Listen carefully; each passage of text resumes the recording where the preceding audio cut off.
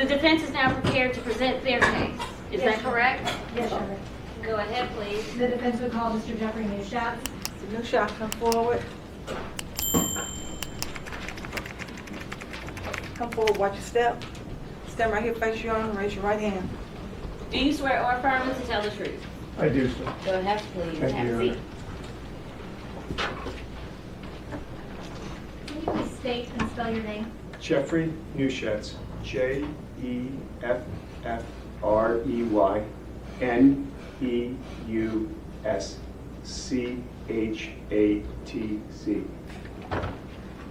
Mr. Neuschatz, what's your occupation?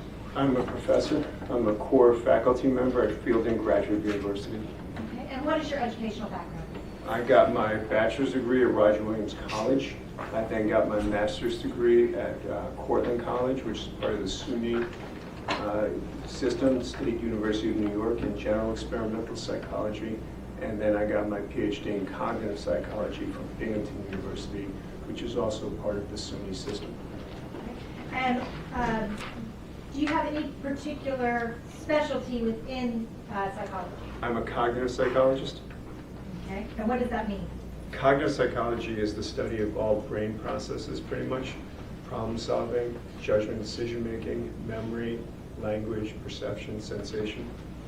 And after school, did you proceed to work in that field? I did. Okay. What is your work history? I worked 1 year at St. Mary's College of Maryland as a visiting professor. Then I moved on to the University of Alabama in Huntsville, not home of the football team, one of the schools related to it. And then I just this December, I moved on to Fielding Graduate University. Okay. And have you conducted any research or have you taught in this particular field? I have.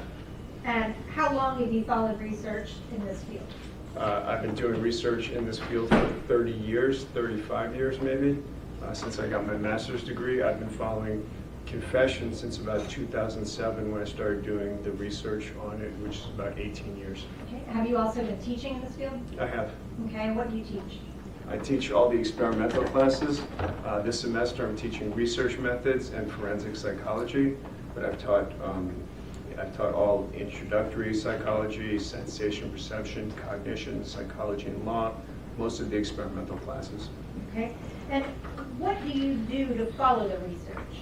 I follow the research in 2 ways. I read the literature, or 3 ways. I conduct research, and I follow the DNA exonerations. Okay. Have you contributed to scholarship regarding this? I have. In what way? I've published articles, written chapters. Are you currently engaged in research in the field of false confessions? I am. Okay. And do you research that separate and independent of this litigation? Yes, I do. Your Honor, if I may pass forward the document.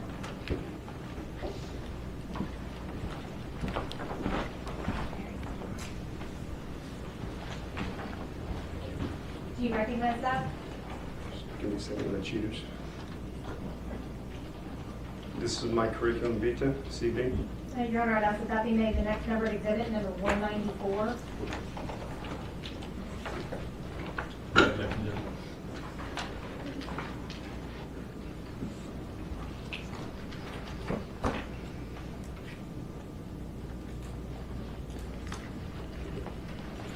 Mr. Neuschatz, how many papers approximately have you written in this topic? Including books and chapters, Yes. about 70, I would say. And do all of those or most of those involve the topic of confessions? No, I've done a lot of research on eyewitness identification as well. I would say 25 probably on the area of confessions. And the writings that you have done regarding false confessions, have those been peer reviewed? Some of them have been, yes. Okay. And what does that mean to be peer reviewed? So in my field, the gold standard is having journal articles, peer-reviewed journal articles. So what you do is once I conduct an experiment and write it up, I send it out to a journal, and the journal sends it out to people in the field like me who do the same research. So they evaluate the research and make a recommendation if it should be accepted for publication, revised, or rejected, and then the editor will make a decision. And it's peer reviewed because they're my peers. They're the people that I would see at conferences who do the same research that I do. And have your publications been accepted to actually be published in the periodicals? Yes, Have you presented at any conferences? I have. Okay, how many times? I couldn't count at this point. I've presented nationally, regionally, and internationally in conferences. Have you previously been accepted by courts as an expert to testify in legal proceedings? I have Approximately how many times? over 100. And is that in the area of false confessions or false confessions and eyewitness identification? Mostly in eyewitness identification. I just recently started doing the false confession, but most of those are in eyewitness identification, but some are in confessions. Okay. Have you specifically been accepted as an expert in false confession cases? I have. Your Honor, at this time, I would like to qualify Mr. Jeffrey Neuschatz as an expert in confessions. No objection, Go ahead, please. Mr. Neuschatz, explain one more time what cognitive psychology is and why it's a science. Cognitive psychology is the study of things going on in the brain: memory, judgment, decision-making, perception, sensation, problem-solving. And it's a science because we use the scientific method in order to find causal effects. How old is it as a science? I think the first research that was done on it was probably done in the late 1800s, but I think it became a formal science in the 1960s when a book was written called Cognitive Psychology. How does cognitive psychology relate to interrogations and confessions? At some point during an interrogation, the person has to make a decision, judgment decision, or decide what they're going to do. Are they going to confess? Are they going to stick to their denials of what they're going to do? That's a cognitive process. And is the research in this field generally accepted within the scientific community? It is. And how do people within your field of the study the issue of interrogations and confessions? They study in three ways. They look at actual confessions, actual interrogations. They look at the DNA exonerations where people falsely confess and were convicted, and then they conduct research. Are there any particularly influential sources relating to interrogations and confessions for you? For me, there are three. The first one is the scientific review paper, which was written by Casson and colleagues. And basically what a scientific review paper is, it's a review of all the research in the field. And then they give recommendations of how best to apply those to whatever issue it is, in this case, confession. There's the Drizzen and Leo law review paper, which outlines the factors that are involved in false confession cases. It's probably the most comprehensive look at false confessions. That's D-R-I-Z-I-N, Drizzen. And then the other one is the book that was written by Richard Leo on interrogations. Okay. How does this research match what regular lay people believe about confessions? It indicates that there are two myths that people have about confessions. The two big myths are that no one would confess if they didn't commit the crime. They would only confess if they did it, so people don't falsely confess. We know from the research and the DNA exonerations that's not true. And the second one is people think that they would know a false confession if they saw one. Like they're good at detecting when these things are false, and unfortunately that's not the case either. Are you trained as an interrogator? I took the Reed interrogation training. What is the Reed interrogation training? The Reed interrogation training, it's probably the oldest interrogation training that I'm aware of. It's probably been around since I think the 1960s. They've trained tens of thousands of police officers worldwide. It's one of the most popular training techniques for interrogations and interviewing. In this case, did it surprise you to learn that neither of the lead investigators had any specialized training in interviewing people? It did a little bit, yes. What would you say as far as how do we know when a false confession occurs? There's really no way to know unless there is physical evidence, right? If it matches the evidence, the way in which you can tell give you some semblance if a confession is true is if the person has guilty knowledge. If they know something about what happened that hasn't been in some way leaked to them during the interrogation or some other manner. can a confession that is derived from a coercive interview have both true and untrue parts to it? Yes. Okay, so when you talk about a false confession, it doesn't necessarily mean that absolutely everything is untrue. No, usually it's not. Usually when you see these things, the confessions match what's going on in the case for a variety of reasons. And when you look at the false confessions, generally they all contain information, details about the who, what, when, and why of the case. Tell me, what is a classification error? So Richard Leo has a classification system of how false confessions occur, and they involve 3 types of errors that are made during the process: a classification error, contamination error, and a coercion error. So the classification error is when I wrongly think that the person who I'm interrogating committed the crime, and I start asking questions along those lines.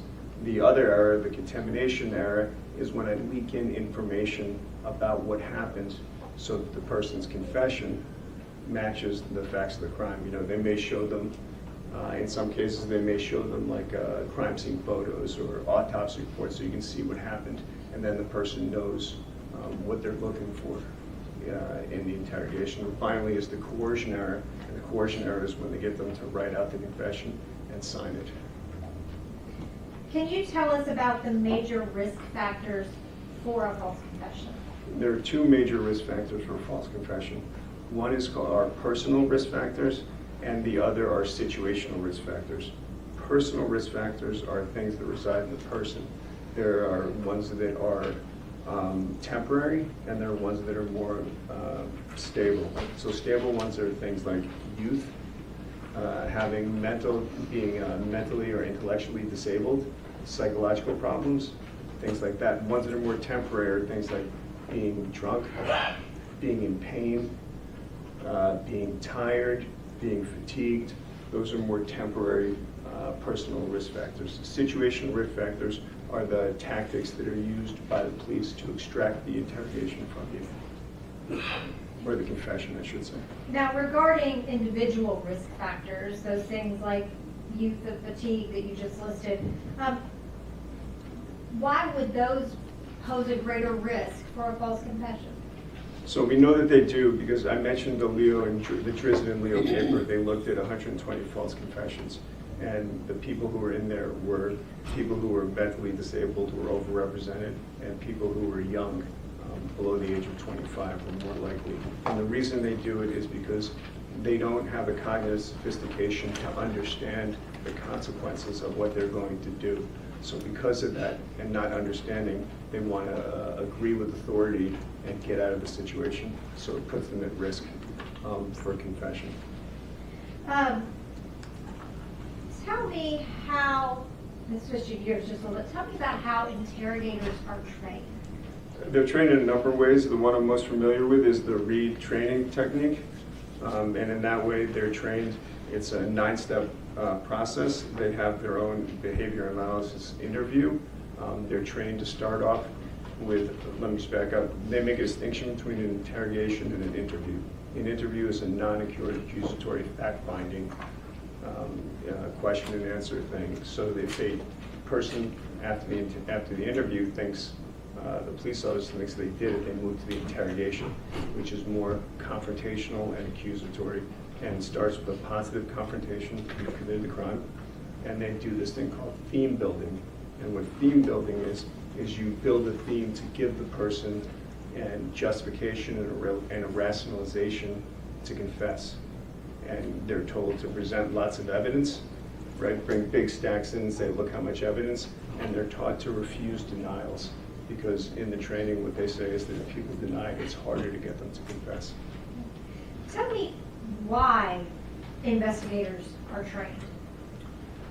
You want to train investigators so they can do the best job interrogating and interviewing people. And the best job is extracting as much honest and truthful information without getting any false information. And what is a guilt presumptive technique? A guilt presumptive technique is when you assume that the person has committed a crime. The problem with doing this is it directs all the questions in line with that, sort of in a confirmatory way to try and get the person to agree with your point of view. And are those tactics effective in getting confessions? They are.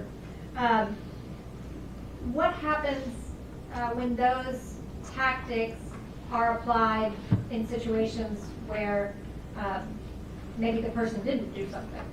There's a lot of social influence and persuasion going on, so it sometimes can also lead to people who falsely confess. What happens when they're applied to a situation where the police have already kind of framed out their narrative? It can be extremely persuasive and influential to the person they're trying to get the information from, if that's what you're asking me. So why wouldn't a person just maintain a denial? It's very difficult in that situation, right? You're in a situation, you don't know what's going on, you're being told that the only way to get out of the situation is that if you confess. You're told over and over and over again that you're lying or you're not telling the truth. It's very hard to get out of there. In some situations, you're told the only way you're getting out of this room is if you tell us that you did it or something like that. It's not as easy as people might think to just say, hey, I'm done. And the problem with the Miranda warnings is that people understand that they have a right to an attorney. They don't understand the second part, that they can end the interview at any time and ask for an attorney, so they don't realize that they have the opportunity to just stop the interview and get relief or help. I want to talk to you about the psychological impacts of interrogation tactics. Tell us about self-regulation. Self-regulation is a process where you have to maintain cognitive, physical, and emotional control in order to achieve some goal. So if you want to lose weight, right, you have to maintain your cognitive, you have to maintain your emotions, and you have to stick to whatever physical exercise you're doing. In the case of confessions, right, you have to maintain your composure in order to not confess if you in fact haven't committed the crime. And does fatigue weaken your ability to do that? Yes. How? When you get tired, it's hard to maintain and continue to be vigilant in these things. I mean, you know from your own experience that when you're exercising, when you get tired, it becomes harder and harder to force yourself to do whatever exercise you're trying to do, to lift the weights or to do more push-ups. It just becomes more difficult as you become worn down. Same thing happens in the interrogation situation. What happens when a person kind of comes to the conclusion that what they are saying will not be accepted by the interviewer? Two things can happen. One is if they understand their rights and they exercise them, they can end the interrogation and say, look, I want a lawyer now. At that point, the interrogation will end. So the other opportunity is they can just give in and confess. It's particularly a problem for people who are innocent, because if they're being shown evidence, people who are innocent will think that that evidence will then exonerate them because they didn't commit the crime, if that evidence actually exists. Are you able to give an opinion about whether a confession is true or false? I am not. Can there be parts of any confession that are true and parts that are false? Yes. And is it your job to say which of those are true and which of those are false? It is not.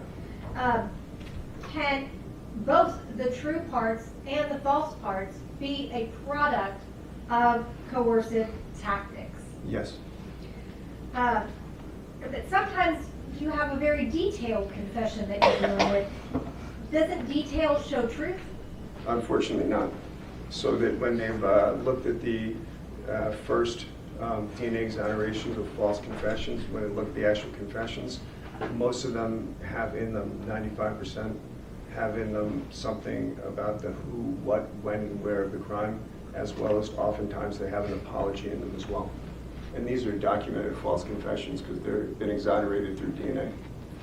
Now, I'd like to direct your attention specifically to Mr. Isabelle now, okay? Did you have an opportunity to review the interrogation in Mr. Isabelle's case?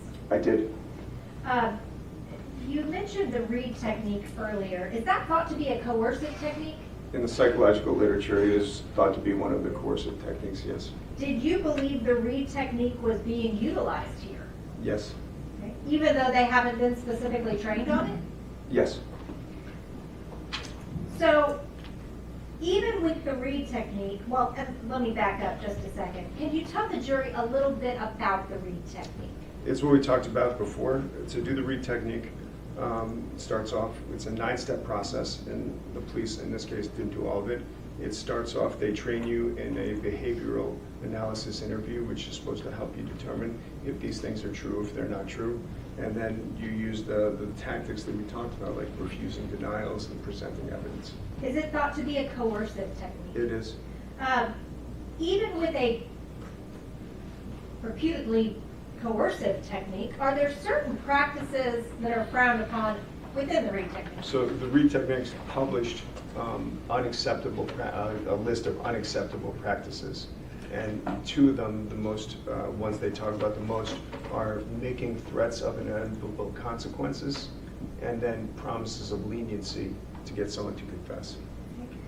Did any of those happen here? They did. I'd like to direct your attention to a quote from Sergeant Boyd, okay? He said, because the story, and I'm gonna paraphrase some of the language, okay? Because the story that you're running with right now, and I'm gonna say that with all effing honesty, the story that you're running with right now, you will be effing dodging dicks for the next 50 effing years with that effing story. Do you understand what I'm saying? That shit ain't gonna effing fly, Brandon. I'm just being real with you. It ain't gonna effing fly, bruh. You know that, and I know that. What's problematic, if anything, about that quote? It's a threat of inevitable consequences, and in the Reed material, they expressly state that you shouldn't threaten someone with rape in order to get them to confess. Is there a reasoning behind that? There is. Cases have been overturned because that tactic was used, and the court decided that doing that made it an involuntary confession. Are there any examples that you saw regarding promises of leniency? There were implied promises of leniency. Sergeant Winbush said, I'll tell you like this right here. I'm almost through with my cup of coffee. When I'm through with my cup of coffee, I'm going to get up and walk out of this room. If you ain't came off of it, I'm leaving. I'm going to leave. You got to face the music on this. This is the only time I'm offering help. This is it. Would you consider that a promise of leniency? It's an implied promise of leniency. What help is he going to be offering and providing for Brandon other than some relief in his situation? And then Sergeant Boyd said, the only thing that's going to save you right now is telling the effing truth. That's it. It ain't no effing way around it, Brandon. What happened to Danielle? Tell the effing truth. Was there a promise of leniency in there? The Savior. This is if he confesses, that in some way it's going to save him. Sergeant Boyd said, listen, Brandon, listen, I want you to understand this, okay? You're not a monster, okay? What's done is done, okay? Right now, you have to. You have to talk to me, okay? You understand what I'm saying? All right, I'm not here to hurt you, all right? I'm going to tell you what you need. What you need to save your effing self, okay? You have to lay everything out, because anything short of that, the evidence is going to paint you like an effing monster.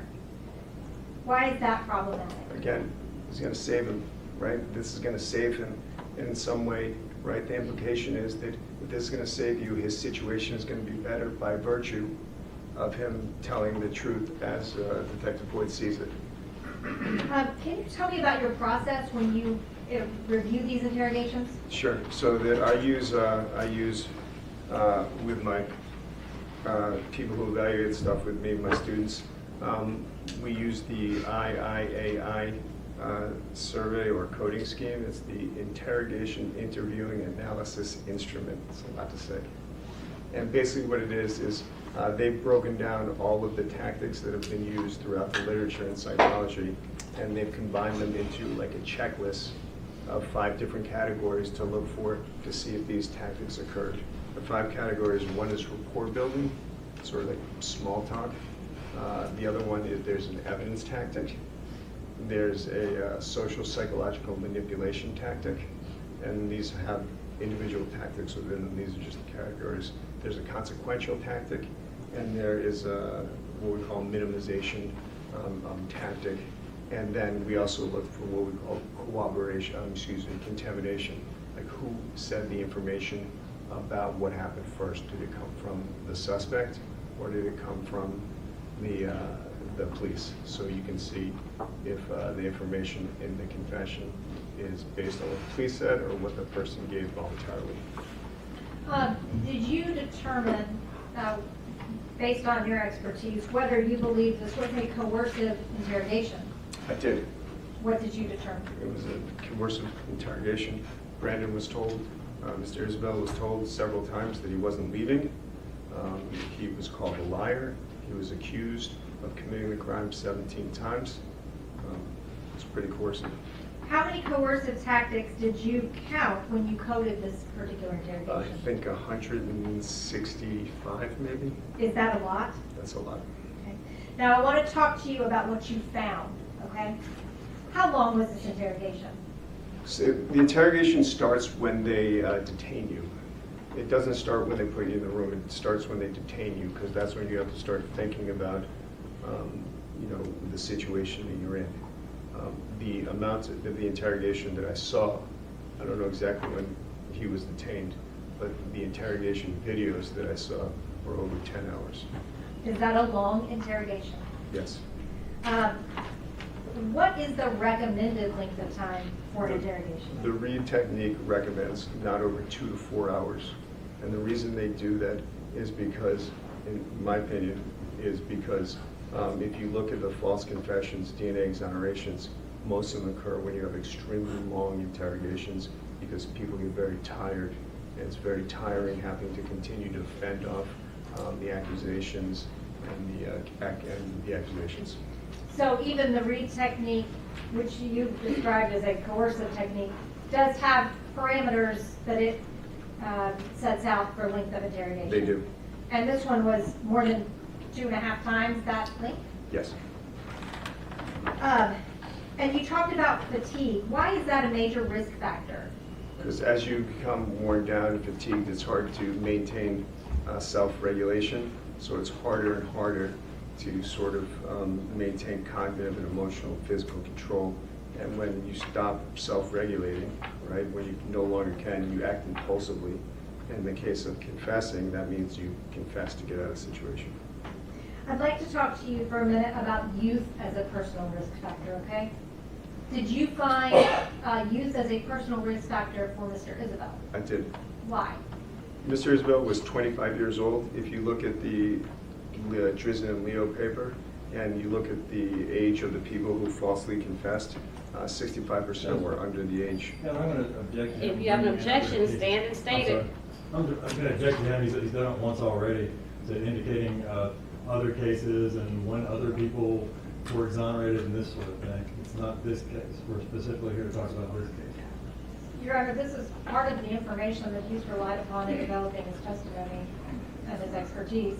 I don't know what these other cases entail. I don't know if these other cases are similar in what we are dealing with Mr. Isabelle, and I would much rather hear about cases that are similar to what we're dealing with here, given the nature of these offenses. I don't know if he's saying the cases we've seen in thefts, burglaries. That's not what we're dealing with here.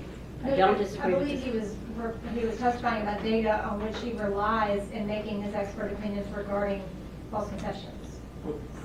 The expert, I'm sorry, Judge, if I recall that, the expert opinion here would have to do with this particular case, not other cases. Sustained. Did you consider youth to be a personal risk factor for Mr. Isabelle? I did. Okay. And that's because he was 25? Correct. Now, I want to talk to you about physical comforts that you were able to view in the video. Did you find any risk factors regarding his physical comfort? Yes.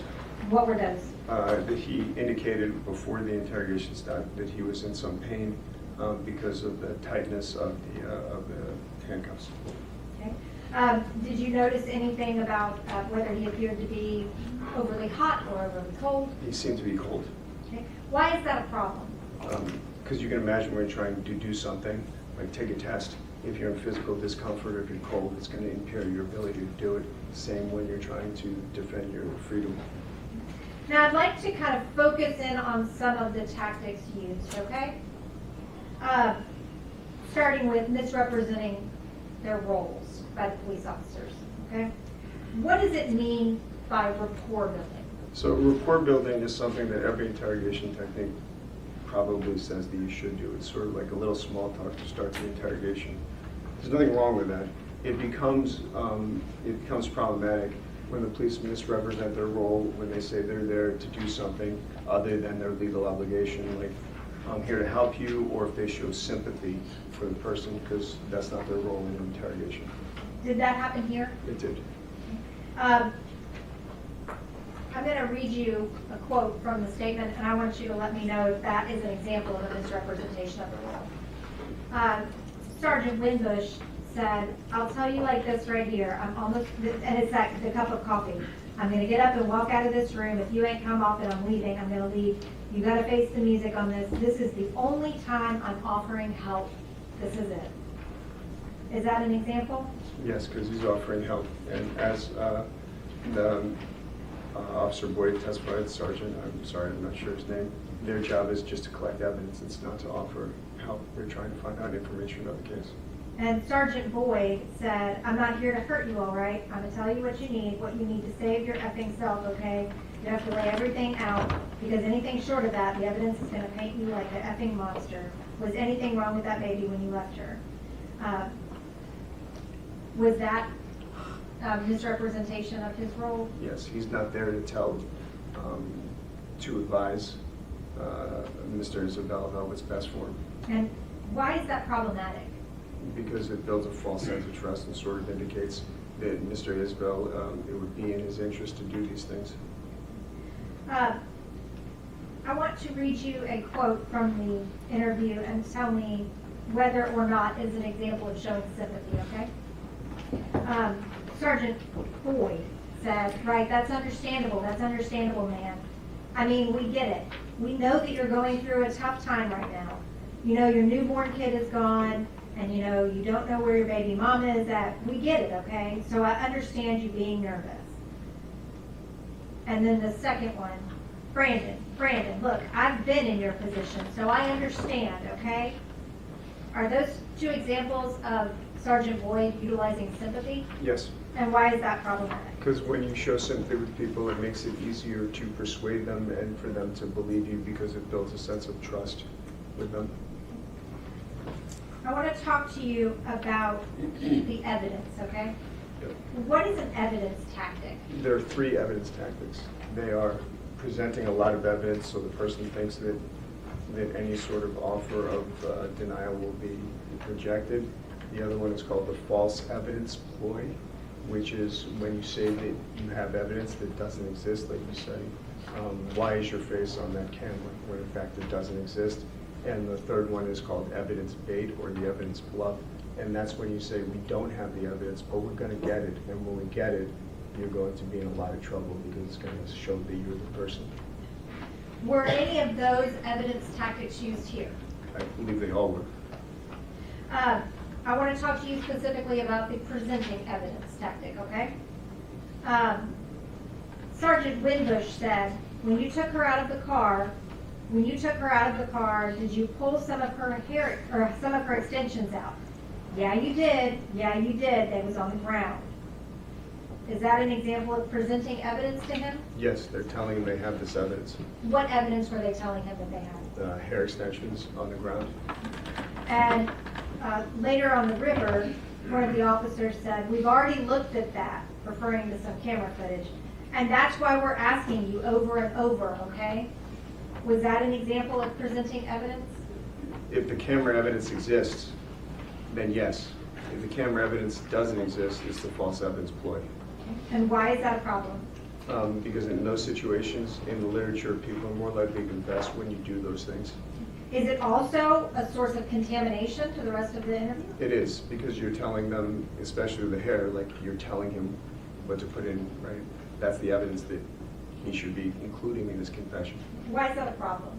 Because you want the evidence to come from the person rather than the police, and what happens is the only way to tell if a confession, or one way to tell if it's true, is if he has guilty knowledge. Well, if that guilty knowledge comes from a source other than him, there's no way to know if he actually had it or he just picked it up during the interrogation. I'd like to talk to you about the evidence baiting, okay? when Sergeant Winbush said, so when we get this gun, it hasn't been fired. Is that an example of evidence baiting? Yes, because they're talking about evidence they don't have yet, but they're going to retrieve. And Sergeant Winbush said, she met you at MAPCO, so when I go up to this MAPCO, I'm gonna see you and her out there on the parking lot. Right, evidence bluff Blake, because they don't have that evidence yet. Sergeant Boyd said, because look, Brock, I really wasn't bullshitting you. That area really is monitored. To the extent that they don't have at that monitoring when they're talking to them, that is the evidence base. And that last one was actually also an evidence bluff, wasn't it? They didn't actually have any of Well, that. then it's not evidence bluff, then it's the false evidence ploy. If they're talking about evidence that doesn't exist, that's the false evidence ploy. And what's the problem with using evidence baiting? That in the lab, it gets people to falsely confess when they think the evidence exists, even if it doesn't. I want to talk to you about challenging contradictions, okay? What is a challenging contradiction? What is that? When you tell the person that their story doesn't make any sense, it's problematic because the implication is that they need to change their story to make one that fits more with what the interviewer thinks they're asking about.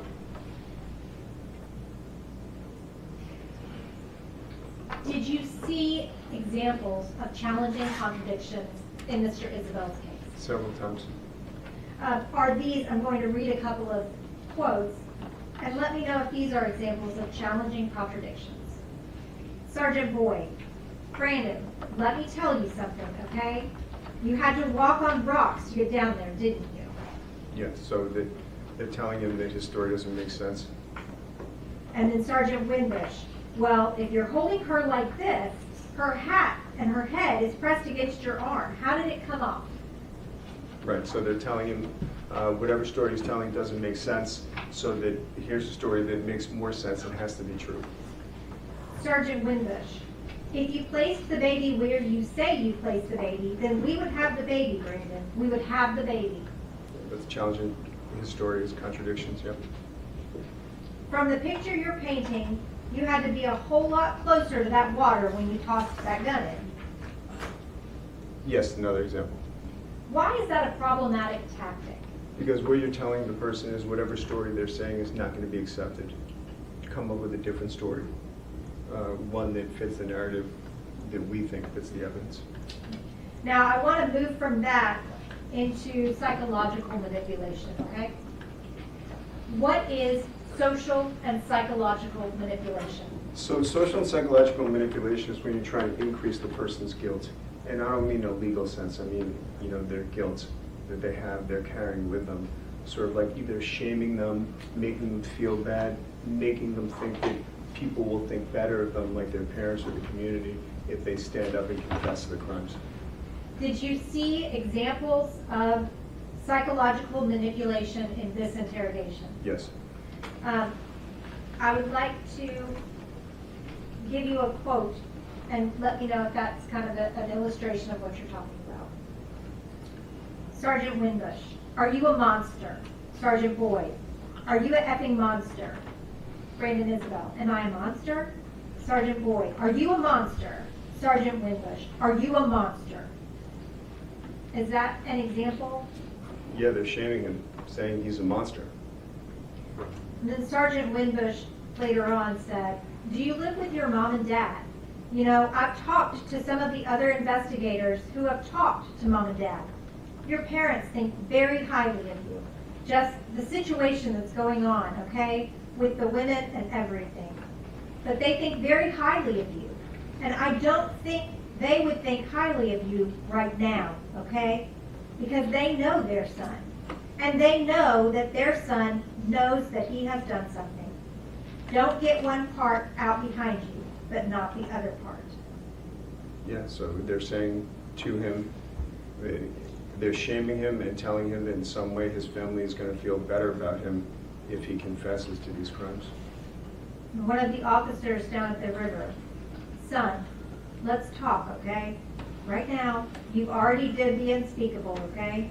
Right now, it's time to get it all out. Get it all out right here, right now. Right here, okay? Where's she at? Where's she at? the truth. So that is problematic because what they're saying is that it's in Brandon's self-interest to get at the truth. In some way, he'll be better for telling them where the baby is or what they're looking for. I'd like to discuss with you now consequence-based tactics, okay? What are consequence-based tactics? Consequence-based tactics are tactics in which it's communicated to the person that the full weight of the law is going to come down from them if they continue to refuse to accept responsibility for the crime. Did you find consequence-based tactics utilized in this interrogation? I did. Now, while they were at the river, did Sergeant Winbush tell Brandon that they would not leave until he confessed? He did. Specifically, I think Sergeant Winbush said, so see all this standing around right here? It's not going anywhere. It's not going anywhere. But we can stop this now and just say, hey, I put her in the water. If he was referring to the interrogation, it means it's a thing referred to as trapped, that you're not leaving until you tell us, in this case, where the baby is. And he specifically wanted to have him say that he put the baby in the water. Yes. Did detectives leverage their experience to communicate to Brandon that any attempts to deceive them would fail? Yes. Sergeant Boyd said, Brandon, how long you think we've been doing this?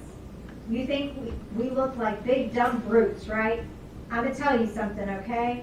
There's a lot of MFers in prison who thought that they was smarter than us because they wanted to play games.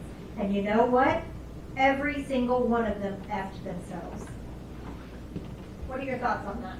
It's problematic and coercive because they're using their experience. They know what's going on.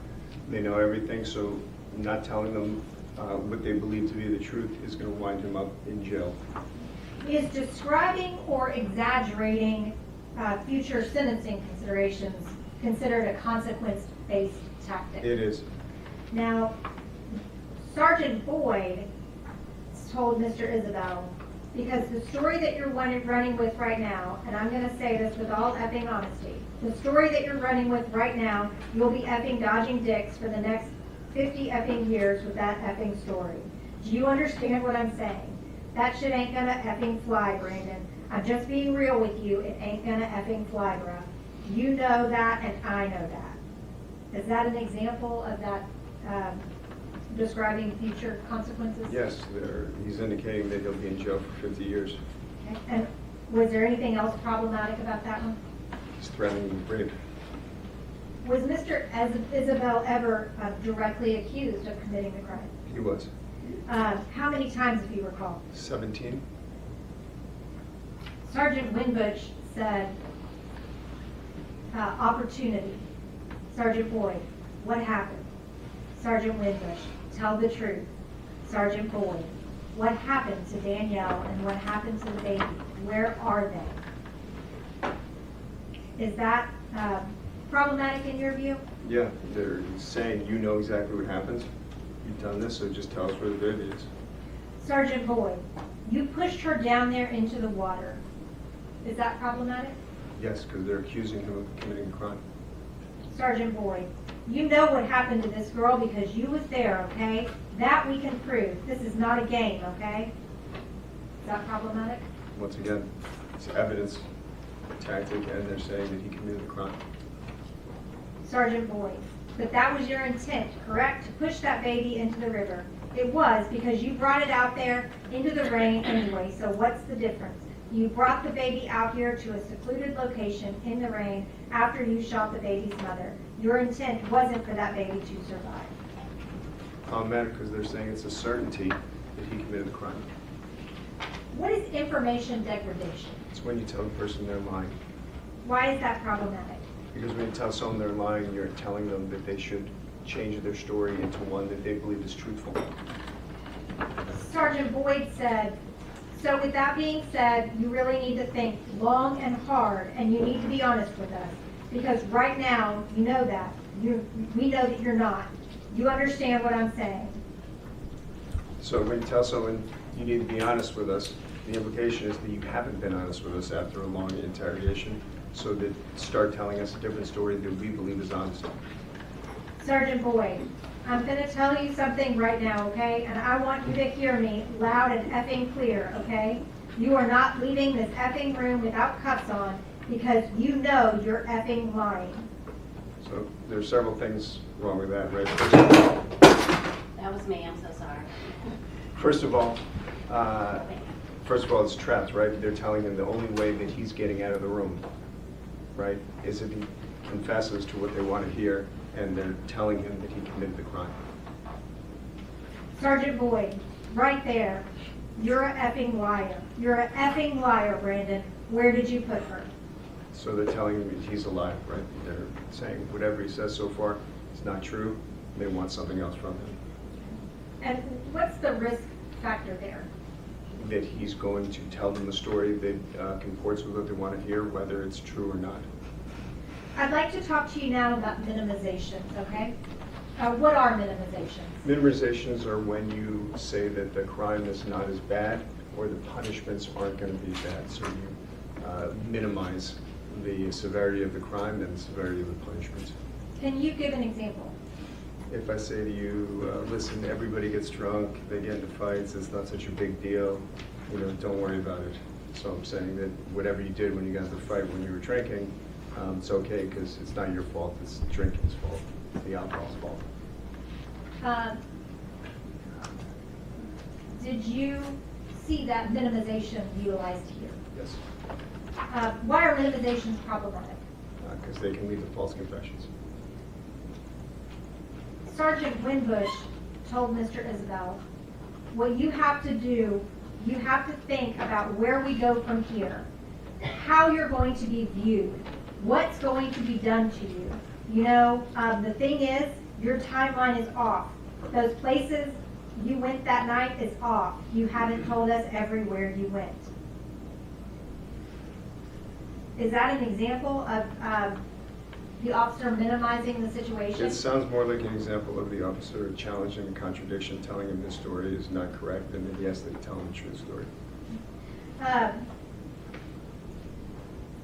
I'm sorry. Is that an example of him appealing to Mr. Isabel's self-interest? Yes. And then, what minimizations did you see here with Mr. Isabelle? Appealing to self-interest, giving rationalizations why he committed the crime. I think Detective Boyd said, look, we've all been there, we've all had problems with women or something like that, so that in some way it's understandable what's going on. I'd like to talk to you about contamination. What is contamination? Contamination is when information about the crime is leaked in by the police officers, either voluntarily or involuntary, and they can be used to make a confession. Did that happen in this case? Yes, Did police provide Mr. Isabelle with certain details? they did. Did police tell Mr. Isabelle that this was a homicide investigation? They were the first to mention that, yes. Did the police tell Mr. Isabelle first that the baby was left somewhere? Yes, Did the police introduce the information about the Adidas slides? they did. Did the police introduce the information that the baby was left in the car seat? Yes, Did the police introduce the fact that the baby was put or tossed into the river? yes, Did the police introduce the evidence of the hat? they did. Did the police introduce the fact that Mr. Isabelle changed clothes? Yes, Did the police introduce the fact that the car seat was taken to another location? they did. Did the police introduce the fact that the slides were placed in the trunk? Yes, Did the police introduce the evidence regarding the specific placement of Danielle Hoyle's car? they did. Why does that matter? Because you can use that information to create the confession, and now you don't know if it comes from his memory of actually committing a crime or if it came from what he deduced that the police wanted him to say in his confession. I'm getting close to the end here, okay? So we gone over a couple of these examples that we've talked about, specific examples. Did you have other examples in each of those categories? I did. So those were just kind of highlights. If you could call them that, yes. Are the tactics that we've discussed risk factors for a false confession? They are. Can a false confession include true information? It can. how many tactics were used in this interrogation? 165, thereabouts. Is Mr. Isabelle at a greater risk to falsely confess to some things because of the length of the interrogation, his cognitive ability, or his fatigue? I would say the length and his fatigue. And in your expert opinion, was this a highly coercive interrogation? It was. And that can increase the risk for a false confession. It can. And a false confession can include true information. It can. That's all I have. State of Tennessee, you have the floor. Thank you, Jeff. All right, Doctor, Sir, can I trouble you for a glass of water before you start?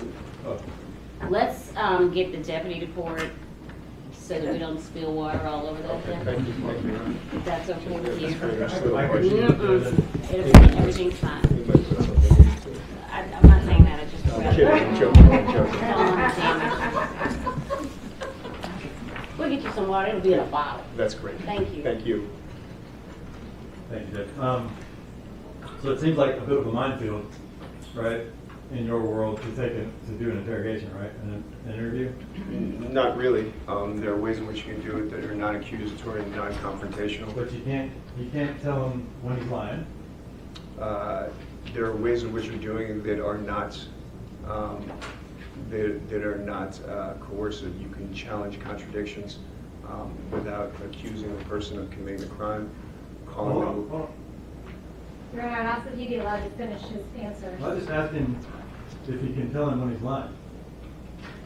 Generally, you shouldn't do that. You shouldn't do that. You shouldn't show sympathy.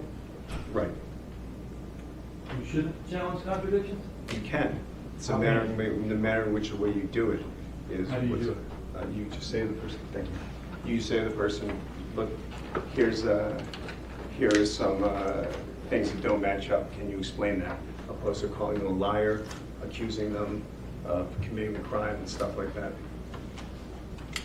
You can't talk about consequences. You shouldn't talk about consequences, no. You shouldn't minimize things. Correct. You shouldn't accuse them of the crime. You should not. You shouldn't appeal to their self-interest. And you shouldn't give them information, right? Right. You can't do any of those things. You indicated that this interview lasted for 10 hours and something, right? Yep. But that's not true, though, is it? No, it is absolutely true. Do you remember the 7-minute 52 mark of the state? Yes. What happened after that? I'm sorry, I don't remember. Is that when You reviewed the interview, right? yes, You're here to testify about the interview. I am.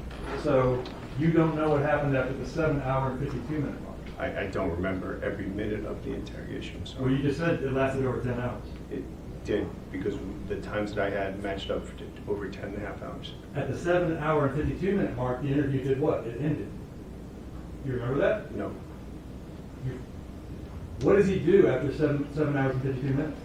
I don't know. And the interview? He sits in there by himself. Yeah, the interview is still going on at that time. They didn't talk to him after that, in the next 2.5 hours. The interview doesn't end until he leaves. So you're saying that things that he said before he's left alone for 2.5 hours and they never talked to him again, that affects the things he said? He doesn't know that it's over.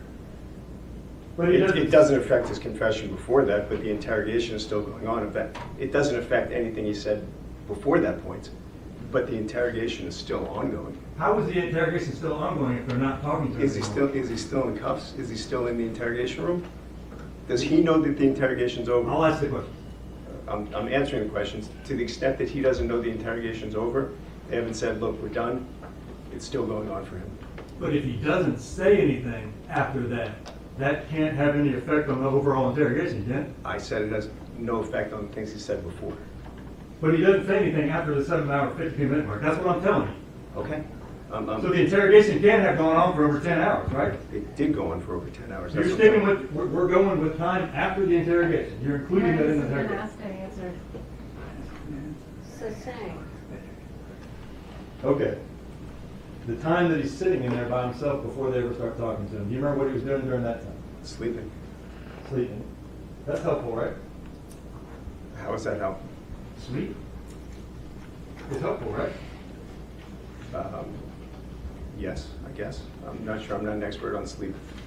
Do you sleep? I do. Do you feel better when you sleep? It depends. We're getting outside of my area of expertise. I'm not an expert on sleeping. Well, you said that sitting there causes fatigue and it causes them to maybe confess to things they didn't do. Yes. So if you sleep, you have less fatigue, right? Not necessarily. No. Not all sleep is restful. Again, I'm not an expert on Okay. sleep. You said that he was cold. He appeared to be cold. Right. Did you ever talk to him? I did not. You have no idea if he was cold or not, right? I believe it was asked during the previous hearing, and it was agreed to that it was. It was asked during what? A previous hearing in here? You've been involved in a previous hearing? I read a transcript of a previous hearing in here. It was asked and somebody said he was cold? I believe so. But that's not you observing that he was cold. I mean, I took the person who was testifying under oath at their word. Well, you just sat up there and testified that you were looking at him and you thought he felt cold. I did. Well, that's not true then, is it? No, I did believe that. You believed it based on what you heard from a previous hearing. No, I believed it, and I believed it was said in a previous hearing too. When you put handcuffs on someone, what do you, when you have someone in on a suspected double homicide, right? What are you supposed to do with them? I'm not an expert on police procedure. I can't tell you. What do you think you should handcuff that person? My expertise is on what happened during the interrogation, not what should or should not happen when someone commits a double homicide. Well, you commented on the handcuffs, right? Yes. So, do you understand why they have to handcuff someone that's accused of double homicide? I do, but it's not really my expertise of why they handcuff people or what they do to collect evidence. My expertise is what happened during the interrogation, and during the interrogation, before they start questioning him, he indicates that they were tied on. What did they do? They loosened him at that point. Okay, and that's all they can do at that point, right? That's all they can do at that They point. can loosen.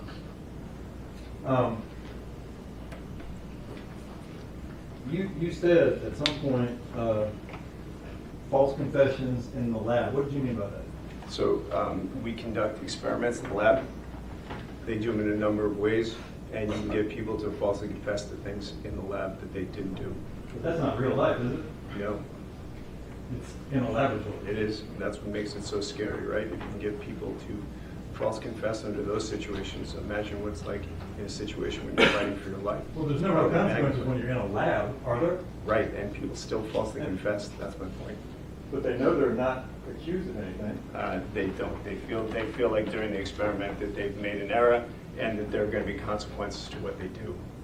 So people go into a lab knowing that they're part of an experiment, Yes. and then they all of a sudden think that they're actually being accused of something? Would you like me to go over the scenario that they do in the lab? I'm good. I'm good with that. What is the best way, honestly, though? All this stuff we're talking about here, right? All these factors, all these risk factors, things you shouldn't do and you should do. You can't look at a statement, can you, on the four corners of the statement, or just view a statement and tell whether or not it's false? No. You can't do it, right? What do you need? What do you need to really determine whether or not a statement is false or true? We talked about it earlier, the guilty knowledge. If the person has guilty knowledge of the crime that was not contaminated in there, it gives you more evidence that what they're saying is true. What do we need to determine whether or not the interview is false or true? I can't speak for what you need to determine that there's... I said, what do we need? I can't speak to what we need. I can tell you what I do when I look at the interrogations, and the way in which we determine if it's true is we look to see if they have guilty knowledge that has not been leaked in through any other form. How about facts? Yes, we look to see if what they're saying matches the facts that they have. That's what I'm saying. Guilty knowledge is the facts. So if what they're saying matches facts that are in evidence, then the statement is less likely to be false, right? Yes. So if the defendant, in this case, indicated that he went to Le Bonheur Surgery Center that day, that he went to the Regional Medical Center that day, and then he came home that day, and all of that is confirmed by the GPS on his phone, that would give us comfort that what he said was true, right? Depending on what was happening with the GPS phone, if he had it, I mean, there's a lot of factors, but yes. Depending on what? I'm sorry. There's a lot of factors involved. Does he have his phone? Does somebody else have his phone? I mean, I'm not an evidence expert. Okay. What about a motive? If he said he had a motive, if we knew he had a motive, that has no influence on whether the interrogation is true or false. A motive doesn't have anything to do with it, right? Not in looking at what happened during the interrogation, no. So if he said that he didn't want to have the baby, right, in the interrogation, and that's confirmed with the text message that we saw earlier that he wanted Danielle to abort the baby, that doesn't help you with the idea that that statement might be true. No. What if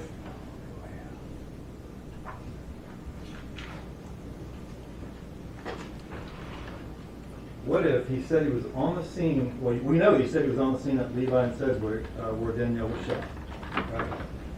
He said this a number of times, correct? Yep. What if the GPS on his phone put him right there at the area of Levi and Sedgwick from 9:02 to 9:17 p.m.? What if, I think you're misunderstanding my role. I'm not here to determine whether what he said was true or false. And I said that during, I'm only here to tell you what happened and what the psychological impacts of the interrogation are. I'm not asserting that anything is true or false. I don't make that determination. You keep asking, does that give you more confidence in this being true or not false? I don't determine that. They'll determine that. But you just got there answering a bunch of questions about things that might make the statement false, did you not? And I didn't say the statement was true or false, right? But you're answering questions about what might make it false. You kept saying, yeah, that's a problem. That's a problem. It's a Right. problem when you tell him he's lying, right? Right, It's a problem when you tell him about consequences, right? right, All these things are problems. Right. What we're talking about now are things that mitigate those problems. You came in here prepared to answer those questions too, didn't you? I'm answering your questions. Well, here's the question again. If he said, well, he did say, right, that he was at Levi and Sedgwick. He said he went there, right? He said he went there, yes. If we have information from the GPS on his phone that he was in fact at Levi and Sedgwick from 9:02 to 9:17 p.m., that's a good thing, right? That's a non-risk factor, right? A non-risk factor, what do you mean? The opposite of a risk factor. How? I don't understand. All right. If his GPS of his phone was there, that makes it more likely that he was there too, right? Yes. Okay. If he indicated that he took a 9mm gun and he fired it at Danielle multiple times, and we know that she was shot 5 times in the head, does that make it, I'll call it a non-risk factor? That's false. Not exactly. It depends on how we came to that information and what information we used to get it from. Well, do you remember who the first person was to say they shot Danielle? I don't exactly. It was him. Okay. He was the first person that said he shot Danielle. So if he's the first person that said he shot Danielle, and we know that she was shot, that makes that less likely to be false, right? Yes. If he said he used a 9mm gun, and there were 9mm shell casings found right out where the shooting occurred, makes it less likely to be false, If right? he's the first person to mention those facts, then it makes it less likely to be false. If he said he used a 9mm gun and there were 2 9mm casings found in the front seat of her car, that makes it less likely to be false, right? As long as there was no contamination, yes. If he said that her car rolled back after he shot her, okay? Rolled back from where he shot her. And we find that the car, in fact, did roll back. That makes it less likely that that's a false statement, right? Again, if he's the first person to say those things, then yes. He was. He was the first person. You don't remember that he's the first person? No. He was. Does that give you comfort? You telling me that he was the first person? No. No. I'm telling you that he was, in fact, the first person. Okay. So if he was the first person that said the car rolled back from where the shooting initially occurred, that would make that less of a false statement, or less chance of it being a false statement. To the right? extent there was no contamination, yes. Well, if he's the first person to say it. I'm agreeing with you. If the shell casings that were found where the shooting occurred and the shell casings that were found in the front seat of the victim's car also match live ammunition that's found in this defendant's car, does that make it less false or less chance of being false?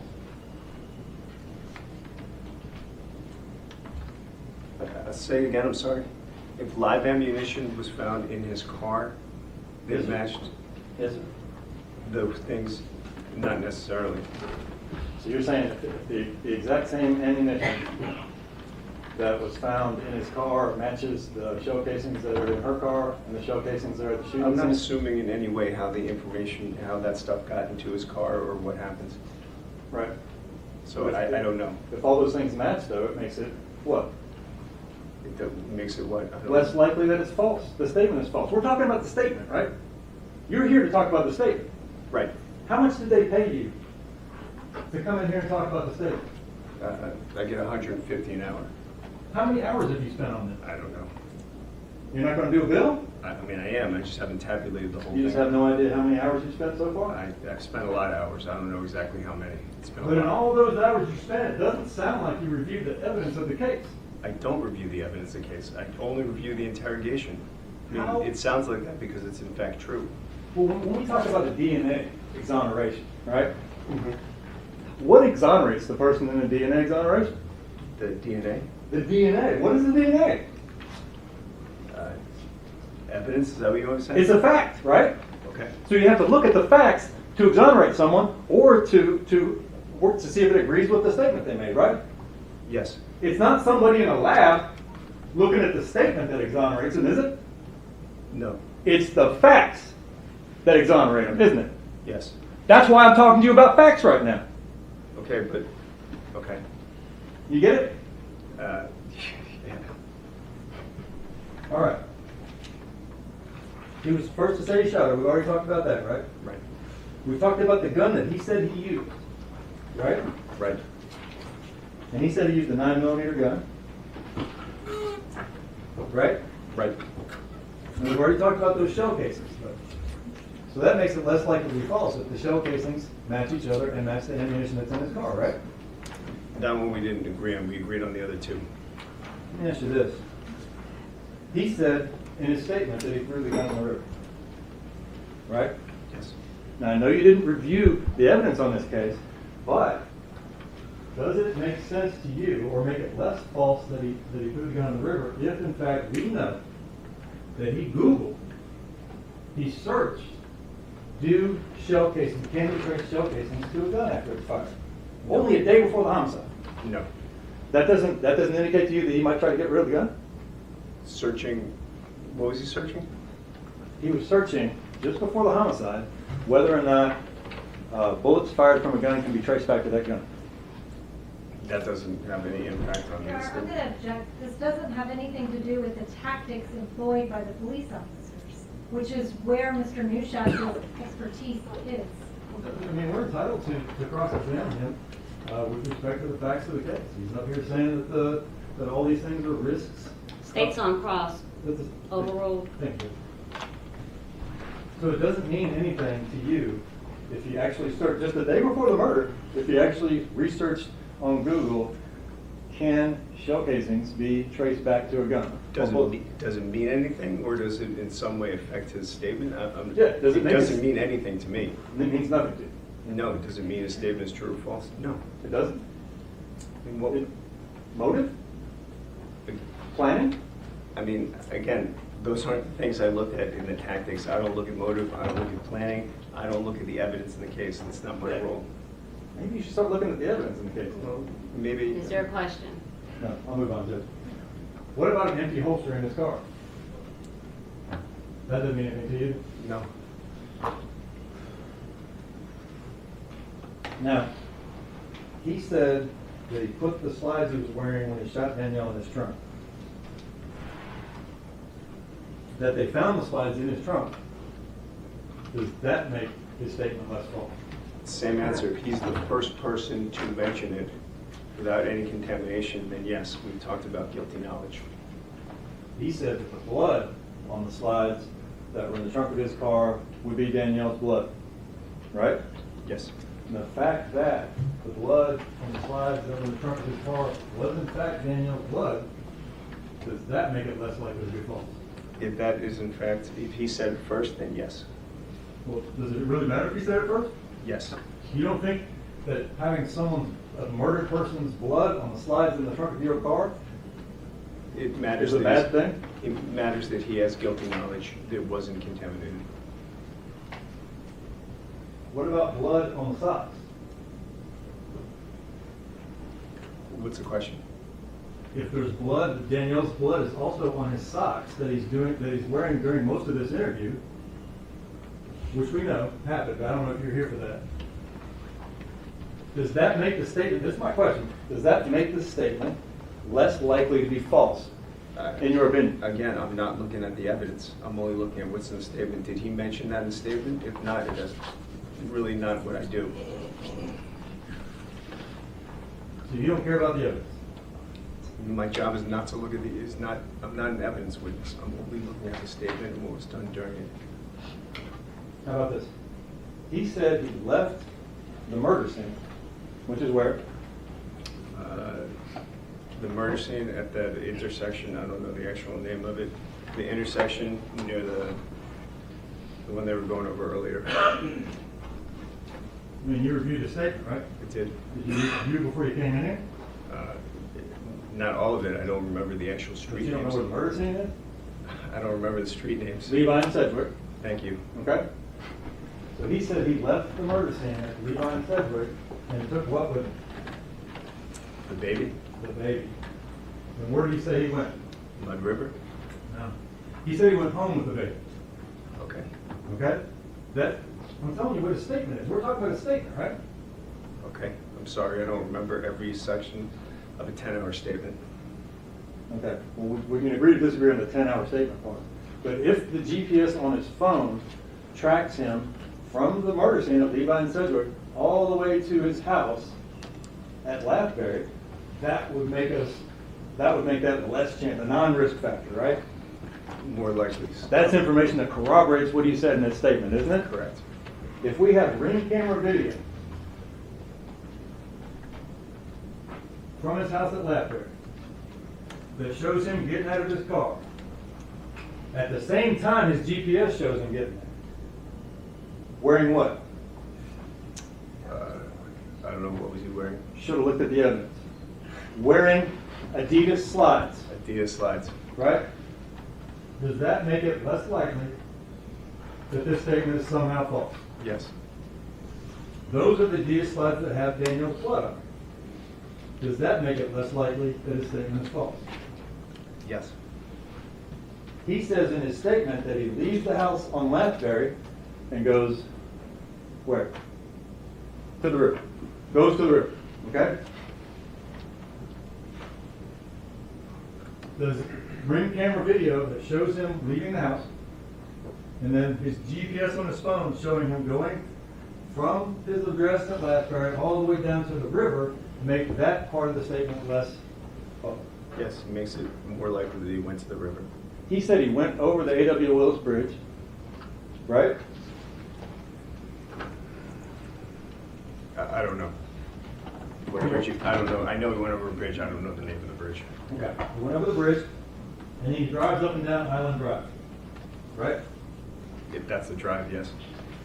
If we have a license plate here that shows his car going over the A.W. Willis Bridge, does that make that statement more likely to be true? If he's the first to mention it without any contamination, yes.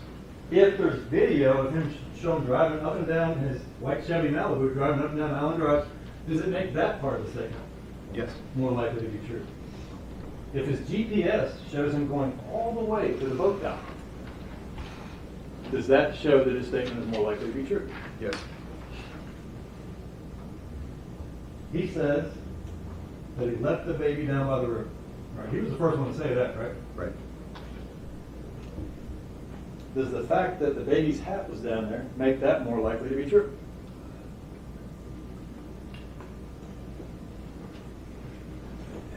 Yes. Okay. He says that after he throws the baby in the river, and I kind of want to stop for a second and ask you about this, because a lot of the questions where you're saying that, they're trying to, you can't leave until, they never said you can't leave until you confess, right? They said this, no, they said this will end. Right. But what did they want to happen for it to end? They wanted him to tell them where the baby was. They wanted to know where the baby was. And why do you think that is? Your Honor, It's relevance. outside my expertise. I'm not speculating on Just a what. second. It's Sorry. asking him to speculate that it's not relevant what he thinks they were thinking. Well, he's been speculating for an hour and a half now, Judge. I'll sustain the objection and we'll move on. Now, what did he say he did after he said he threw the baby in the river? I don't remember. Because you didn't review the evidence? Right? Because it's a 10-hour interrogation. I can't remember every single word of it. Well, that's kind of an important part, right? Part where he threw the baby in the river and where he went after that? Didn't it? I guess to you. I guess to all of us. Okay. Okay? You get what you're doing here, right? I think you don't get what I'm doing here. Yeah, I don't. True An statement. object to commentary by counsel. I've spoken with Mr. Christensen. Ask a question. Sorry, Judge. He went to Walgreens. He said he went to Walgreens after he left, right? Yes. Okay. Sustain your objection, Mr. Massey, I'm sorry. You don't know what he did at Walgreens, right? He went in and bought some items. Yeah. He said he went in and he bought some items for his girlfriend, Artesia. Right. And if we have his GPS going from where he threw the baby in the river all the way to Walgreens, that would make that more likely a true statement, right? Yes. And he bought items for Artesia, and those were found at Artesia's house. Correct. So that makes it more likely for that statement to be true, right? Right. Then, after he leaves Walgreens, I'll tell you what he did. After he leaves Walgreens, he goes where? Walmart. Right. Right? Do you know what he does at Walmart? I don't. I guess that's where they find the baby carrier. Correct. He says he takes the baby carrier that he took the baby out of before he threw it in the river, and he drops it off at Walmart. Commentary, you can ask questions. It's not commentary, Judge. That's what he said. That is literally what the defendant said. I agree with Mr. Christensen, that's not commentary. Commentary is, you've been speculating for an hour and a half. That's not what this is. Go ahead, please. Thank you, Judge. He says he took the baby carrier to Walmart and dropped it by a dumpster. Right. Now, does the fact that GPS shows him going from Walgreens to Walmart give us, make that less likely to be a false statement? Yes. Does the fact that there's video that shows him at Walmart, or shows his car at Walmart, dropping something off by a dumpster, make that less likely to be a false statement? Yes. Does the fact that we found the baby's car seat right there at that dumpster, and it was identified as her car seat, does that make that statement less likely to be false? Yes. So just a few more here.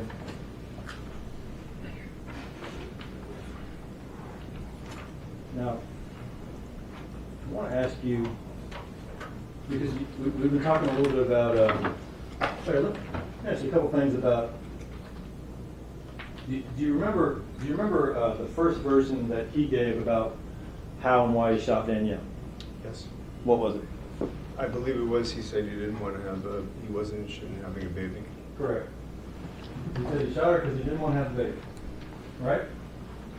But he changed it a little bit later on, actually a couple hours later. Do you remember what he changed it to? I don't.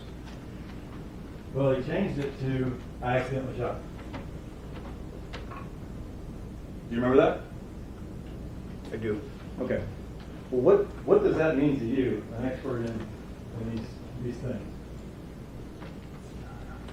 Can you ask me a more specific question? What does it Let mean? me ask you specifically, what's worse, right? Consequence-wise, is it worse to shoot someone because you didn't want to have the baby? Or is it worse to accidentally shoot a person? This is outside. Objections are relevant. Objections are relevant. They're talking about apples and oranges here and have been for the last hour. There's a point to it, Judge. Well, your witness has indicated that this is outside of your Expertise. expertise. It's not. This is foundational. I'm going to ask him another question. It's actually right in his wheelhouse, I think. Your Honor, his testimony is about the tactics used by police, not about the truth he said. I can't tell you if it's true or false. I know they don't I'm want just to talk telling about you the the facts. tactics police use. Both of you, all three of you, we're not doing that. I'm gonna sustain your objection, you're gonna bring it in, and you're gonna be specific as to the questions you ask of this witness relating to what his expertise is. I know you have a wide open cross, I'm not trying to take that away from you, but we're not going to get distracted, Well, okay, yes, sir. please. If the statement that he gives is more beneficial to him as the interview goes on, Your Honor, I believe the objection was sustained as to that question. I don't even know the question because he didn't finish I it. didn't actually get to finish it. Because you've indicated that there's coercive tactics, right? Yes. And they might make him falsely confess. Right. Right? My point is, he went from a really bad thing to a much less bad thing during the course of the interview. Right? Accidentally opposed to doing it on purpose? Right. Yes. So does that make it less likely that the statement is false? No. The fact that he had the presence of mind to change his story during the course of this interview doesn't make it less likely that the statement is false. Not in my mind. Let me ask you this. I'm just going to run through a few things with you, okay? Brandon Isabelle was the first to mention Danielle and the baby was missing, correct? Correct. Brandon Isabelle was the first to give a timeline. Had the child on January 31st, was in the gym Saturday night, January 30th, when Danielle went into labor, went to the hospital and stayed there until this morning because he had to take another child to the dentist, right? Yes. He was the first to say he dropped his son off at the dentist and met Danielle to give her baby clothes. Correct. He was the first to say both left the meetup going toward 3rd Street, and he went home. Yes. He was the first to say he went to his girlfriend's house around 9 to 10 p.m. Yes. He was the first to say that he was having a DNA test to confirm he's the father of Kennedy. He was. He was the first to say he met Danielle at the Mapco on Brooks Road to give her baby clothes. Yes. He was the first to say they were only together for a minute, just long enough to give her the clothes he bought from Walmart. Correct. He was the first to say it was raining when they met up. Correct. He was the first to say that he arrived at Mapco first. Correct. He was the first to say they met at the pumps. Yes. He was the first to say Danielle was driving a gold Chevy Cruze. Yes. He was the first to say that he was in a white Chevy Malibu. Yes. He was the first to say he handed her clothes through the window. Yes. He was the first to say Danielle told him she was going to McDonald's. Yes. He was the first to confirm that he saw the baby asleep in the back seat covered by a pink blanket. Yes. He was the first to say Danielle told him she got the baby medicine for low iron. Yes. He was the first to say he arrived at his house at 8:30 at night. Yes. He said he took a shower. Correct. He was the first to say he got to his girlfriend at 10:30 or 11. I believe so. He was the first to say he texted Danielle several times after getting a shower with no response. I believe so. He was the first to say Danielle's brother texted him to inform him that they could not find Danielle or the baby. Yes. He was the first to say the brother wanted his location, and he gave him the home address instead of his girlfriend's address. He and his girlfriend went to his home in girlfriend's car. He was the first to say that. Right. He was the first to say he left his car at his girlfriend's house. Right. He was the first to say Artesia has a blacksmith in Weston. I believe so. He was the first to say he had a Glock 19. I believe so. He was the first to say his gun was left in Artesia's room in the dressing room. Yes. He was the first to say he last fired his gun about a year ago at Top Gun Ranch. That's true. He was the first to say that Artesia stopped for gas between her house and Brandon's. I don't remember that one. Is that in my report? Yeah. Then yes. He was the first to say he punched a hole in the wall when he got to the house. Yes. He was the first to say his mom called police when she found out Danielle was missing and messaged from someone else saying they were on the way to Brandon's house. Yes. He was the first to say when first found out Danielle was pregnant, Brandon wanted her to get an abortion because he's still legally married. Yes. He was the first to say that Danielle decided not to get an abortion, and she and Brandon didn't really talk until around December. Right. He was the first to say that his car was messing up, so he and Danielle pulled over on the side of the road close to 3rd Street. The street had a fork at the end of it. Yes. Right. Yes. He was the first to say they sat in the car for a minute and talked, then he got the child and left. Right. He was the first to bring up the river. Yes. He was the first to state he left the child in the river near the harbor. Yes. He was the first to say he left the baby by a fence or a gate. Yes. He was the first to say he went over A.W. Willis Street off of Danny Thomas. Yes. He was the first to say he went to Artesia's after leaving the baby. Correct. He was the first to say that when he and Danielle pulled over and she parked behind him, he was using a flashlight to look at his wheels because they were screeching. Danielle then pulled in front of him to give more light. Yes. He was the first to say it started raining, and Brandon and Isabelle got in the car with Danielle and the baby, talked about random stuff, and he got the baby and left. Yes. He was the first to say that Danielle was still sitting there when he left. Yes. He was the first to say the gun is not at Artesia's, and he doesn't know where it is. Right. He was the first to say that Danielle's mom called her and asked if they'd been to the store. Brandon told Danielle he was about to go to the mall, took the baby because it was the end of his birthday. Yes. He was the first to say he left the baby in the parking lot because he was trying to take her back to Danielle. Yes. He was the first to say he shot Danielle. I believe so. He was the first to say they were talking in the car, then he pulled the gun. Right. He was the first to say he shot her while standing outside the passenger door. That's right. He was the first to say that he shot Danielle because he didn't want the baby. Right. He was the first to say that he threw the gun in the river. Yes, I believe so. He was the first to say that he was hearing noises behind him. She was looking behind him. He told her not to because it was making him nervous. She said it didn't matter because he had his gun on him. She turned and looked out the driver's side window, and he shot her. Yes. He was the first to say he pulled Danielle out of the car after shooting. Right. He was the first to point out where he left the baby at the river. He was the first to say he slid the car seat and he didn't know if it went into the water or not. Right. He was the first to say after leaving the baby, he went to Walgreens and got candy, a card, and a rose for Artesia. Right. He was the first to say the shoes are in his trunk, Right. the jacket's in his closet. Right. He was the first to say that he took a seat to the Walmart dumpster. Right. He was the first to say that he grabbed the baby by her leg. He was the first to say that, right? Right. He was the first to say he left his car at Artesia's because he was out of gas. Right. He was the first to say that the slides looked like they had blood on them. Right. He was the first to say he grabbed Danielle by the shirt with two hands to pull her out of the car. Correct.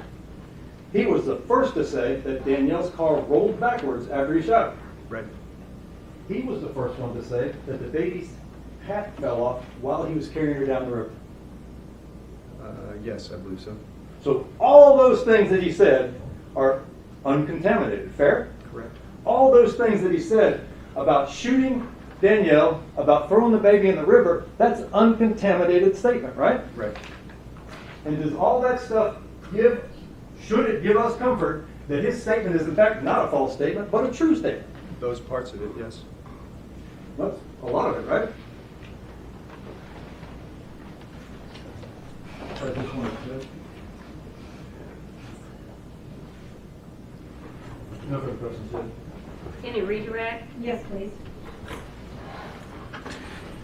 Do you recall when you reviewed the interrogation, Sergeant Winbush telling Mr. Brandon Isabelle, you had that baby by her leg? Yes. And that was before he said anything about holding the baby by her leg. I'm not exactly sure when they said which. And that was when they were talking about the way he carried the baby down. Yes. Do you remember that being before Brandon ever said anything about grabbing her by the leg? Do you have my report? Can I look at my report? I can't remember now the timeline of all this stuff. I'm sorry.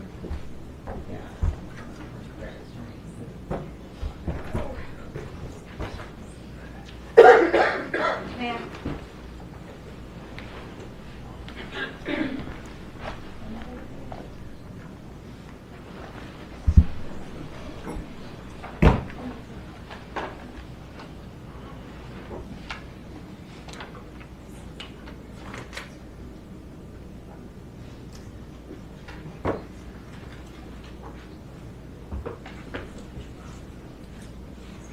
I'm sorry, I don't remember that. Yeah. Now I want to talk to you about what your role here is, okay? Are you here to tell the jury any particular part of Mr. Isabelle's statement is true or false? No. Are you here to testify about the tactics utilized by police? I'm here to testify about the psychological impacts of the tactics used by police. And so that has really no actual bearing on the truth or falsity of what's said. Correct. So what you are discussing with the jury is the way that the police interviewed him and how that can affect the product of the interview. That's right. Would it be appropriate for your determinations for you to review the other discovery in the case? No. Why not? Because it has no bearing on what I'm doing. I mean, I could review it, but I try to be a good steward to the state, and I would just be charging them for stuff that I would not consider, in my opinion. Okay. And does the other evidence have anything to do with what you look at in your particular field? No, only to the extent that the evidence is either the false evidence or the evidence-based questions. And when we talk about the false evidence or false confession, what you're testifying to is really the coerciveness of the interview, right? Yes. That's what you are opining on, whether the interview was overly coercive. Correct. And you look at the tactics the police utilized to do that. Right. And the police utilized overly coercive tactics here. They did. So whether certain details are true or false is completely outside of that purview. Right, you can coerce people into giving a true statement, that's true. Okay.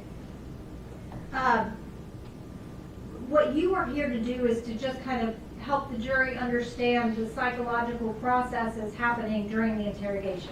Yes. And to look more closely at parts of the statement that are not corroborated by other evidence. Correct. Judge, where do you object to the leading, by the way? I can rephrase. Oh, heavens. So Well, say,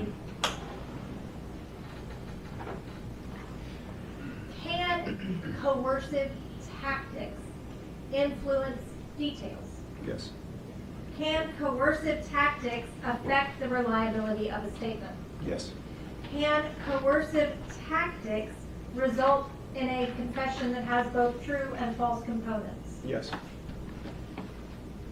Are you here to say whether Mr. Isabelle's statement was true or false? I'm not. What are you here to tell the jury? I'm just telling you the tactics that were used during the interrogation and the psychological impacts of them. Is it your opinion that this was an overly coercive interview? Yes. That's all I have. No. Oh, wait, I'm sorry.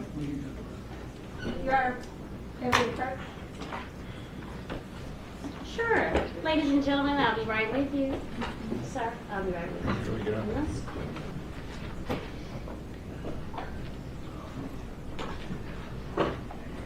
So I don't know if you were stopping or starting back. If I could have just 1 second. Yes, ma'am.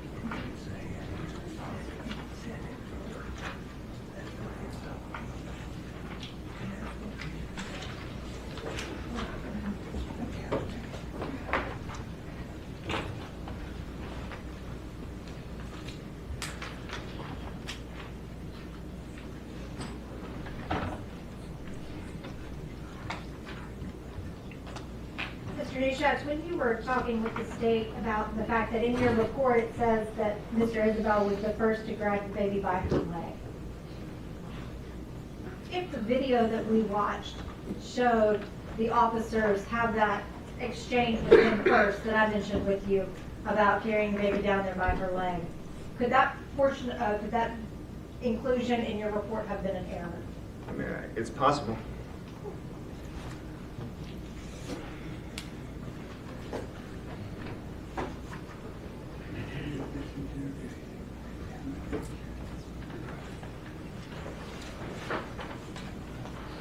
have you on it.